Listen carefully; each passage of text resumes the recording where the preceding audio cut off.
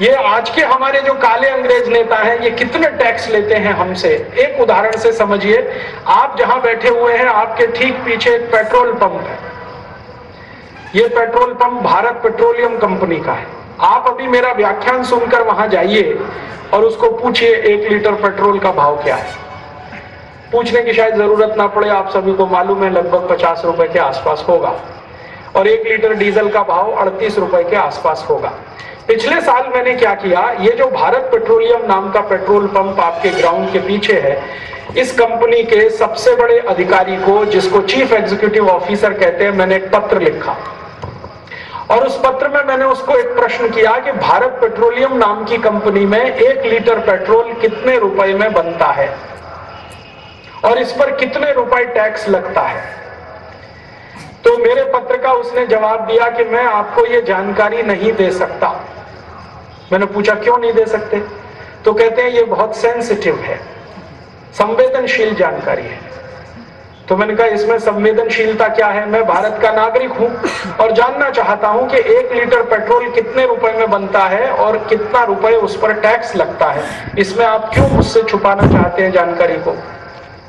कहने लगे ये जानकारी इतनी खतरनाक है कि गांव-गांव वालों को पता चल गई तो ये सरकार नहीं चल पाएगी इस देश में।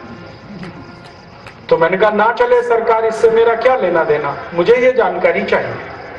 तो पहले उसने मना कर दिया। फिर मैंने उससे कहा कि आपको मालूम है भारत में एक कानून बना है जिसका नाम है राइट टू इंफॉर्मेशन एक्ट।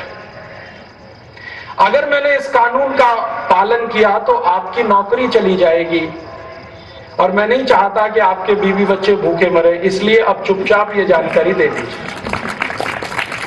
क्योंकि आप अगर मना करेंगे ये जानकारी के लिए और मैं हाई कोर्ट में चला गया, सुप्रीम कोर्ट में चला गया, तो कोर्ट आपको मजबूर कर देगा वो जानकारी देने के लिए, इसलिए अब आप इसको छुपा नहीं सकते, दे दीजिए चुपचाप। तब उसने जानकारी दिया और उसने बताया कि 1 लीटर पेट्रोल हमारे भारत पेट्रोलियम कंपनी में 8 रुपए में बनता है। मैंने उससे फिर एक पत्र लिखकर पूछा कि ये 8 रुपए का ब्रेकअप बताओ मुझे। ब्रेकअप का माने कि वास्तव में ये कहां कहां 8 रुपए खर्च होता है, कैसे खर्च होता है, ये मुझे समझाओ। तब उसने पूरा डिटेल मुझे भेजा। उसने कहा कि देखिए जी, पेट्रोल बनाने के लिए कच्चा तेल निकालते हैं हम जमीन के नीचे से, और कच्चा तेल निकालते हैं समुद्र में से। तो जमीन के नीचे से जितना भी कच्चा तेल निकलता है, समुद्र में से जितना कच्चा तेल निकलता है, वो सब फोकट का होता है, उसको कोई पैसा हम नहीं देते, क्योंकि भारतीय भूमि से निकाला हुआ है, भारत के समुद्र से निकाला हुआ है, तो वो पैसा तो उसको देना नहीं पड़ता। निकालने में मशीन लगती है और मशीन चलाने के लिए बिजली खर्च होती है। तो अगर 1 लीटर कच्चा तेल हम जमीन से निकालें तो उसमें जो बिजली का खर्चा है वो लगभग 40 पैसे आता है। 1 लीटर कच्चा तेल जमीन से निकालो तो बिजली खर्च होती है 40 पैसे की। 1 लीटर कच्चा तेल समुद्र से निकालो तो बिजली खर्च होती है 70 पैसे की।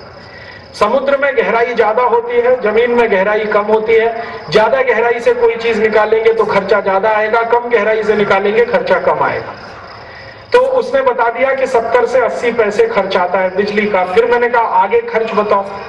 तो आगे का खर्च ये है कि ये जो 1 लीटर कच्चा तेल हमने निकाला, इसको हम संशोधन करते हैं, अंग्रेजी में उसको प्रोसेसिंग कहते हैं। तो शोधन करते हैं, उसमें कितना लीटर निकलता है पेट्रोल। तो उसने कहा कि जब 1 लीटर कच्चे तेल को शोधन करते हैं तो 250 मिलीलीटर पेट्रोल उसमें से निकल आता है। बाकी क्या हुआ 750 मिलीलीटर का। तो उसने कहा कि बाकी का थोड़ा डीजल निकलता है, थोड़ा केरोसिन निकलता है, थोड़ा वैक्स निकलता है, और ऐसी 50 एक चीजें उसमें से निकलती है। तो मैंने कहा इसका मतलब यह है कि 4 लीटर कच्चा तेल अगर हम शोधन करें तो 1 लीटर पेट्रोल बनेगा। हाँ बिल्कुल ठीक बात है। तो अब उसका हिसाब मैंने जोड़ा कि 70 पैसे लीटर का अगर खर्च माने तो 2 रुपए 80 पैसे में 1 लीटर पेट्रोल बन जाएगा। अब उस 1 लीटर पेट्रोल पर भारत पेट्रोलियम कंपनी अपना मुनाफा लगाती है। तो उनका कहना है कि हमको मिनिमम 15 से 20% नेट प्रॉफिट चाहिए, तो वो जोड़ दिया। फिर वो कहते हैं हमारे ओवरहेड एक्सपेंसेस इसमें चाहिए, वो भी मैंने जोड़ दिए। फिर वो कहते हैं कि 1 लीटर पेट्रोल को हम जहां बनाते हैं और गांव-गांव में ट्रांसपोर्ट करते हैं उसमें 1 रुपए खर्च आता है, वो भी जोड़ दिया।